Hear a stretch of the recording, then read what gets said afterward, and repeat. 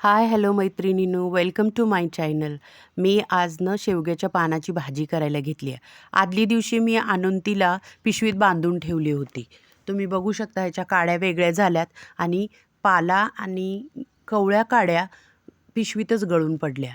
मग मिस्टर म्हणाले ह्याची भाजी कर. मी म्हटलं बापरे, आता कवळ्या काड्या तर भरपूर ह्याच्यात पडून राहिल्यात, मला काढायला फार वेळ लागणार. अगदी 2-3 तास लागले मला हे पाला वेगळा करायला. त्याच्यामुळं मी ठरवलं आपण थोडी थोडी भाजी धुवायची, ज्या कारणे पाण्यामध्ये काड्या खाली राहतील. असं करून करूनच मी सगळी भाजी थोडी थोडी करून धुवून घेतली आणि बघू शकता तुम्ही आता पाण्यामध्ये किती काड्या राहिल्यात ते. बऱ्यापैकी काड्या खाली राहिलेल्या आहेत आणि मी अशी करून थोडी थोडी भाजी धुवून घेतली. त्यामुळे मी सगळा व्हिडिओ नाही दाखवला, थोडी थोडी भाजी धुवून घेतली कारण व्हिडिओ मोठा होईल म्हणून. आणि अशी करून मी भाजी धुवून घेतली. आता ह्या भाजीकरता आपल्याला एक 4-5 कांदे लागतील. तर कांदे मी बारीक चिरून घेतले, धुवून घेतले होते कांदे आणि मग भाजी मी एक उकळी आलेल्या पाण्यामध्ये टाकून लगेच गॅस बंद करून नितळून काढली. कारण भाजीला थोडासा उग्रपणा असतो म्हणे, त्यामुळं मी ही भाजी गरम पाण्यातून काढली. कांदा चांगला परतून घेतला आणि त्याच्यामध्ये मग मी आता हिरव्या मिरच्या टाकेन आणि मग परत परतून घेईन. एक 2-3 हिरव्या मिरच्या मी घेतल्यात. ह्या भाजीला थोडा उग्रपणा असतो म्हणून मी उकळत्या पाण्यातून काढली. मला माहिती नाही काढतात का नाही, तुम्ही कमेंट करून सांगा मैत्रिणींनो. आता कांदा चांगला खरपूस भाजायचा आहे. अगदी गोल्डन ब्राऊन कलर येईपर्यंत आपल्याला परतायचा आहे. भाजी चांगली परतून झाली की मग आपल्याला त्याच्यामध्ये मसाला टाकायचा आहे. मी आता भाजी ॲड करते ह्याच्यामध्ये, बघू शकता. आणि आत्ताही मला भरपूर काड्या सापडत आहेत आणि मी जितक्या होईल तितक्या काढायचा प्रयत्न केला आहे. तुम्ही बघू शकता. भाजीबरोबरही कांदा चांगला भाजला जातो म्हणून मी मीठ बघा मैत्रिणींनो, मी आत्ता टाकलेलं नाही आहे. कारण आत्ता जर मीठ टाकलं तर आपल्याला वाटतं की भाजीचं प्रमाण भरपूर आहे आणि जास्तीचं मीठ टाकलं जातं. म्हणून मी मीठ आत्ता टाकलेलं नाही आहे. बघू शकता भरपूर प्रमाणात भाजी वाटती आणि अशा प्रमाण बघून जर मीठ टाकलं तर खारट होण्याची शक्यता आहे भाजी.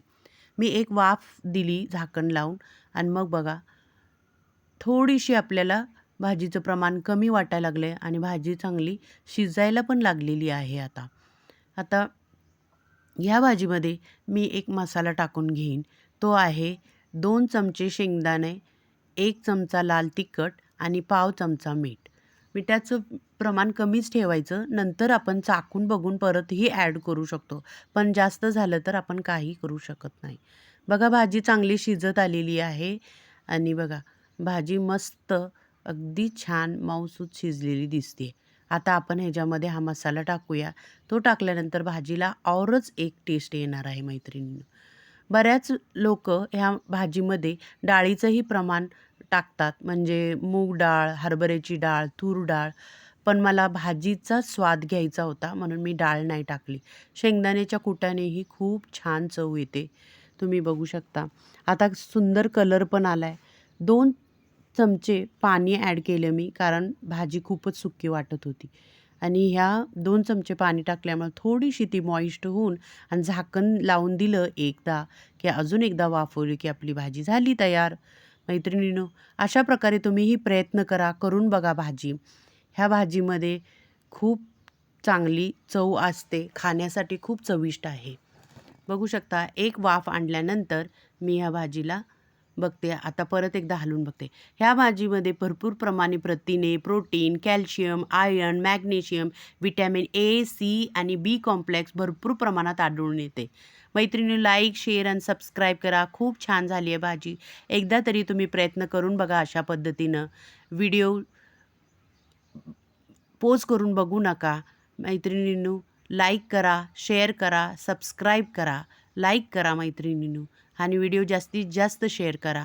तुम्ही बघू शकता ही भाजी रोगप्रतिकारशक्ती वाढवण्याचं काम पण करते. व्हिडिओ बघितल्याबद्दल धन्यवाद.